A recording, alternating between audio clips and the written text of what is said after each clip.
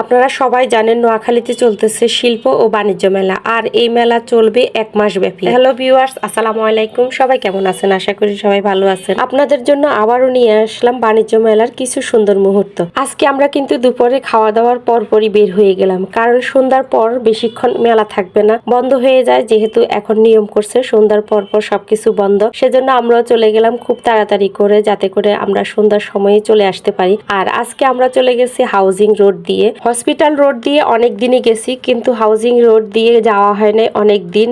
আর ওই দিক দিয়ে একটু নিরিবিলি পরিবেশ, মা মেয়ে খালাতো বোন আমরা হাঁটতে হাঁটতে ওই দিক দিয়ে চলে আসলাম। মেলা যেহেতু অনেক দিন আছে, সেজন্য আমরা প্রায় 2-3 দিন পর পর এসে টুকিটাকি একটু একটু করে কেনাকাটা করি।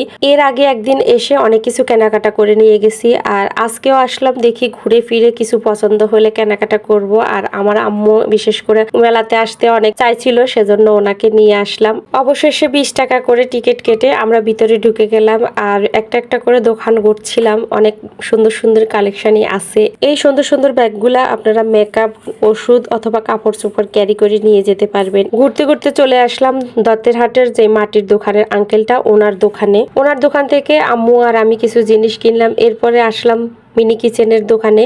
মিনি কিচেনের দোকানটাতে দেখেন কত সুন্দর সুন্দর ছোট ছোট পাত্র। আমার শখ আছে আমি একটা মিনি কিচেন করব, তো ওখান থেকে কিছু কেনাকাটা করছি, সেটা আপনাদের জন্য সারপ্রাইজ। এরপরে এক এক করে সবকিছুতে ঘুরলাম। এখানে অনেকগুলো হিজাবের কালেকশন, ব্যাগের কালেকশন, পাশে আছে হোম ডেকোরের জন্য অনেক সুন্দর সুন্দর জিনিসপত্র। আপনারা চাইলে এখান থেকে নিতে পারেন। এখানে কিন্তু অনেক সুন্দর সুন্দর জিনিস আছে এবং অনেক বেশি পরিমাণে আছে।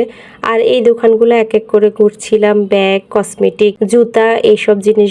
তার পাশেই কিন্তু আছে কিচেনের যাবতীয় জিনিসপত্রগুলা। আর এই দোকানগুলাতে মেয়েদের বেশি একটা ভিড় থাকে। আর আমরা যেহেতু দুপুরের পর গেছি, তখন লোকজন কিন্তু কমই আসছে, আর নাগরদোলাতে তেমন একটা সেজন্য মানুষ নাই। চলে আসলাম আরেকটা মাটির দোকানে। এই মাটির দোকানটাতে অনেকগুলা জিনিসপত্র ছিল, কিছু কেনাকাটা করছি। এই সময়টাতে দোকানগুলো একেবারে ফাঁকা, কারণ এগুলা মাত্র বসতেছে আর কিছু লোকজন আসতেছে। সন্ধ্যার টাইমে যদি আমরা থাকতাম, তখন লোকজনের জন্য আমরা হাঁটাহাঁটিও করতে পারতাম না। তো যাই হোক, আমরা কিন্তু অনেক দোকানে ঘুরতেছি সময় করে, কারণ লোকজনের ভিড় কম। তো ঘুরতে ঘুরতে আমাদের একটু চায়ের পিপাসা ধরে গেছে, আমরা চা খেয়ে নিচ্ছিলাম। মা আর খালাতো বোন নিচে চা, আর আমি নিছি মালাই চা। চা খেয়ে একটু রেস্ট করে আবারও হাঁটা শুরু করলাম। মেলার অন্য পাশটা হাঁটা হয় নাই। আর হাঁটতে হাঁটতে সবজি কাটার মেশিনটা দেখতে পেলাম, মাইকিং করতেছে, আর মাইকিং করতে করতে সবজি কাটার মেশিনটা বিক্রি করতেছে। অনেকগুলা সবজি কি সুন্দরভাবে কেটে নিচ্ছে। এই মেশিনগুলো অনেক ভালো। আমার আম্মুর একটা ছিল, সেজন্য আমি জানি এই মেশিনগুলো ভালো। তো আমি একটা নিয়ে নিলাম,